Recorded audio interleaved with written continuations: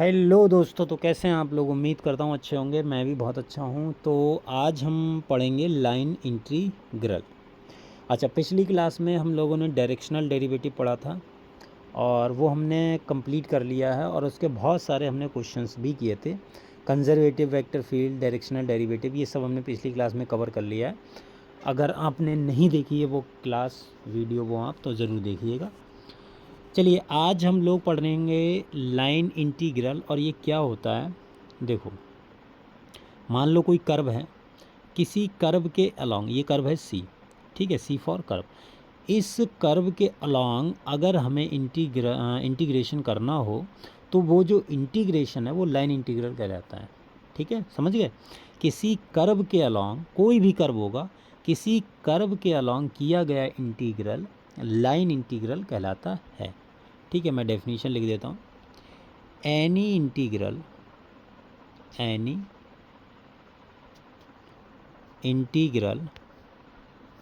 which is along the curve is called a line integral.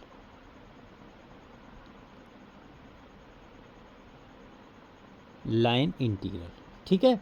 किसी curve के, कोई भी इंटीग्रल है, किसी कर्व के अलोंग किया जाता है तो उसे हम लाइन इंटीग्रल कहते हैं। अब कैसे करके कर्व के अलोंग होता है ये अभी हम समझेंगे, तो धीरे धीरे थोड़ा सा देखिए, सब्र रखिए। मान लो हमारे पास में कोई वेक्टर है, सपोज़ आर कोई वेक्टर है हमारे पास में आर कोई वेक्टर है। इसे आप जानते हैं पोजीशन वेक्टर है, बहुत जाना पहचाना है, पुराना रिश्ता है आपका। हमने मान लिया लेट हमारे पास में आर वेक्टर है, एक्स आई प्लस वाई जे प्लस जेड के। यहाँ से अगर मैं डी आर की बात करूँ तो मैंने आपको बताया हुआ है पहले भी, ये कितना होता है, डी एक्स आई प्लस डी वाई जे प्लस डी जेड के। ठीक है। अच्छा, अगर हमें लाइन इंटीग्रल निकालना हो, line integral along the curve C is, क्या होगा ये, देखो ये होता है तुम्हारा इंटीग्रेशन उस कर्व के along F dot D R. ठीक है, ये होता है हमारे पास में लाइन इंटीग्रल। कोई वेक्टर होगा उसके डी आर, मतलब कोई वेक्टर होगा उसका डी आर के साथ में डॉट प्रोडक्ट कर लीजिए और उसका इंटीग्रेशन कर लीजिए, तो जो आएगा आंसर वो हमारा लाइन इंटीग्रल होता है। अच्छा, एफ कोई वेक्टर है, सही बात है, हमें नहीं पता अभी तो हम डेफिनेशन देख रहे हैं। डॉट डी आर देखो ये रहा, डी एक्स आई प्लस डी वाई जे प्लस डी जेड के। ठीक है। अच्छा, अगर मैं थोड़ी देर के लिए एफ़ मान लूँ, एक सेकेंड, लेट, मैंने एफ़ वेक्टर मान लिया है कि ये एफ़ वन आई प्लस एफ़ टू जे प्लस एफ़ थ्री के, ये मैंने मान लिया कि ये कोई वेक्टर होगा। ठीक है, दिया होगा। तो यहाँ से इसकी वैल्यू अगर मैं यहाँ पर रख दूँगा तो सी, ये क्या, एफ़ वन आई प्लस एफ़ टू जे प्लस एफ़ थ्री के डॉट डी एक्स आई प्लस डी वाई जे प्लस डी जेड के, इसका डॉट प्रोडक्ट ले लीजिए तो कितना आएगा, देखिए ये आएगा, इंटीग्रेशन तो वैसे ही रहेगा, सी ये आ जाएगा F one D X, F two D Y और एफ़ थ्री डी जेड। ठीक है, तो ये तुम्हारा जो आंसर आएगा वो लाइन इंटीग्रल का है। क्लियर, इतना समझ में आया। अच्छा, अगर इतना समझ में आ गया तो अगले तो कोई दिक्कत ही नहीं होगी, क्वेश्चन करेंगे तो और भी नहीं होगी। If the curve is given in parametric form, मान लो वो कर्व है, कर्व जो है, सर ये क्या लिख रहे हो, हाँ, कर्व मान लो, कर्व कैसा हो, पैरामीट्रिक फॉर्म में हो। ठीक है, पैरामीट्रिक फॉर्म जैसे, दैट इज़, जैसे x इज इक्वल टू दिया हो एक्स टी, ठीक है, कोई टी का फंक्शन दिया हो, y इज इक्वल टू दिया हो मान लो y ऑफ टी, और z इज इक्वल टू दिया हो मान लो z ऑफ टी। ठीक है, टी का कोई फंक्शन हो, तो यहाँ से क्या हो जाएगा, इंटीग्रेशन जो लाइन इंटीग्रेशन है वो t1 से t2 हो जाएगा, f1t, x की जगह पे क्या रखेंगे भाई, f1t मान लो, x की जगह पे हमको क्या रखना है, t, x ऑफ t जो भी फंक्शन दिया होगा, और dx अपॉन dt, ठीक है। जो भी x होगा, जो भी मान लो सपोज t स्क्वायर है, तो हम क्या करेंगे, dx अपॉन dt करेंगे, और ये हो जाएगा 2t, ठीक है। तो इसकी वैल्यू ये रख देंगे, क्लियर, dx की वैल्यू हमको रखनी है प्लस f2t और dy अपॉन dt और प्लस f3t और dz अपॉन dt, ठीक बात है। इस तरीके से इसको सॉल्व कर लेंगे। तो ये हमारा पैरामीट्रिक फॉर्म में अगर दिया होगा कर्व, तो इस तरीके से हम लोग लाइन इंटीग्रल निकाल लेंगे। क्लियर, कोई दिक्कत परेशानी तो नहीं है, नहीं होनी भी नहीं चाहिए, ठीक है। चलिए देखिए क्वेश्चन करते हैं, इससे आपको और भी अच्छे से क्लियर होगा मेरे ख्याल से। क्वेश्चन करने से पहले थोड़ा सा और समझ लो। देखो समझना क्या है कि सर्कुलेशन क्या होता है, सर्कुलेशन, सर्कुलेशन, देखो सर्कुलेशन क्या होता है, कोई कर्व है, अगर मान लो एक कर्व है C is a simple closed curve, एक कर्व है C, ये कैसा सिंपल क्लोज्ड कर्व है, ठीक है। समझना ध्यान से, मैं पूरी डेफिनेशन नहीं लिख पा रहा हूँ, मैं आपको बता दे रहा हूँ। ये सिंपल क्लोज्ड कर्व है हमारे पास में। अच्छा, सिंपल क्लोज्ड कर्व क्या होता है, ठीक है। सिंपल क्लोज्ड कर्व का मतलब है विच, देखो a curve which does not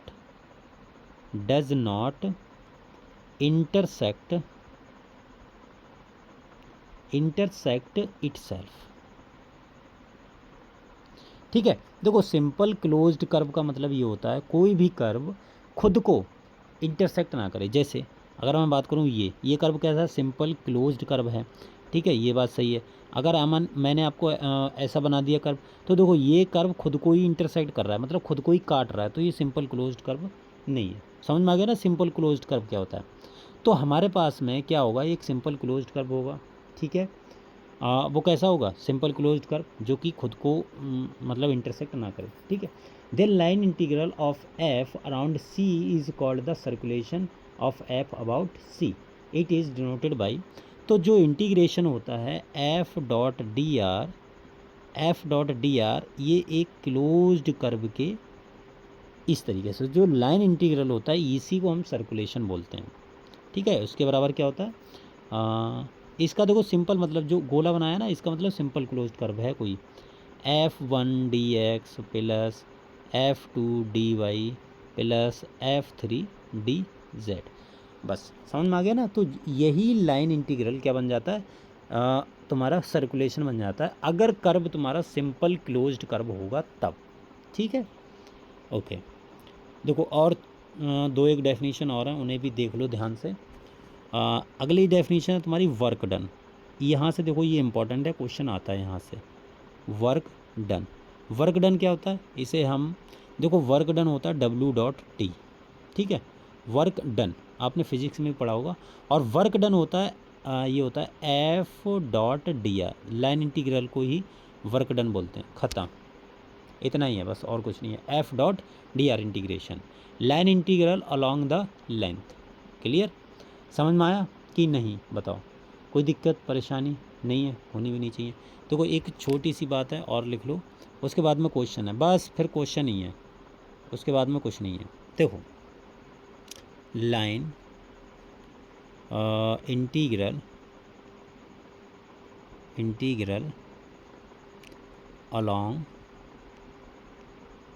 along the length C, मान लो ये f(x,y,z) और ds, ठीक है। ये है तुम्हारा, ये होगा T1 से T2, और f x की जगह पे x ऑफ t, y की जगह पे y ऑफ t, और z की जगह पे z ऑफ t, ठीक है। और into under root x dash t का square plus y dash t का square plus z dash t का स्क्वायर, ठीक है, और डी टी। बस ये होता है। क्लियर। अगर मान लो जेड नहीं है तो सिर्फ एक्स टी वाई टी। और यहाँ पर रखना, यहाँ पर ध्यान रख देना, ये जो लिखा हुआ है ये लिखा हुआ है D x upon D T, जो हम निकालेंगे उसका स्क्वायर, ठीक है, अगर हमको निकालना हो line integral along the length. अब बस इतना हो गया। सर बहुत अत्याचार हुआ, अब हम नहीं सहेंगे। क्वेश्चन बताओ।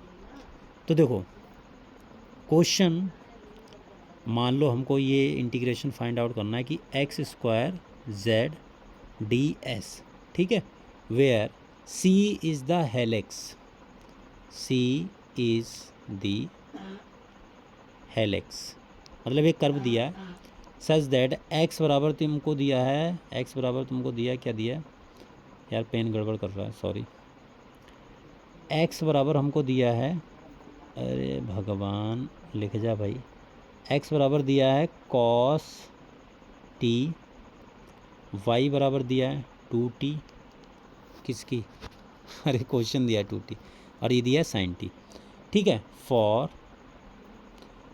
0 is less than t is less than pi, ठीक है। अब हमको ये इंटीग्रेशन फाइंड आउट करना है, ठीक है, लाइन इंटीग्रेशन है अलोंग द लेंथ। अब आपको अच्छे से समझ में आ जाएगा क्या करना है क्या नहीं करना है। देखो ध्यान से समझना, एक क्वेश्चन कर लो, अच्छे से कर लो, फिर कोई दिक्कत होने वाली बात है नहीं। देखो हमको इस कर्व, ये एक हेलिक्स है, एक कर्व है, हेलिक्स हम जानते होंगे, और जो हमें ये जो कर्व है वो पैरामेट्रिक फॉर्म में दिया है, x equal to cos t, y equal to 2t और z equal to sine t, ठीक है। अब हमको इस कर्व के अलॉन्ग हमें लाइन इंटीग्रेशन निकालना है, ठीक है। अच्छा, सबसे पहले हम लोग देखो सी कर्व है, अब x square Z D s बराबर, देखो सी कर्व है, अब देखो एक्स की वैल्यू हमको रखनी है ये वाली कॉस टी का स्क्वायर इंटू जेड की वैल्यू रखनी है ये साइन टी, ठीक है, रख दी। और डी एस की जगह पे हमको रखना है, देखो डी एस की जगह पे हमको रखना है ये एक्स डैश टी का square plus y dash t का square plus z dash t का स्क्वायर